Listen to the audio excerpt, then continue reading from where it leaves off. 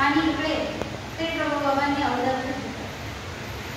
काय कारण होतं कुणाला समजत नव्हतं. श्री प्रभू बाबा अचानक उदास झाले. काय करावं कोणाला काहीच कळत नव्हतं. सगळ्यांनी विनंती करून बघितली. गावामध्ये चर्चा व्हायला लागली. सगळे महाजन आले. श्री प्रभूंना विनंती केली, पण श्री प्रभू बाबा कोणाचंच ऐकायला तयार नव्हते. श्री प्रभू बाबांची उदासीनता होती. माझं नाही, माझं नाही, पूजा नाही, आरोपण नाही.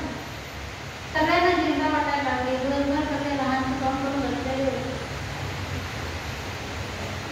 रात्री याबाजूने 2 तास काढतात चालले. सगळे बसले.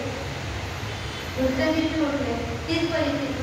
श्री प्रभू बाबांचा अवदत्त परिहाराला तयार.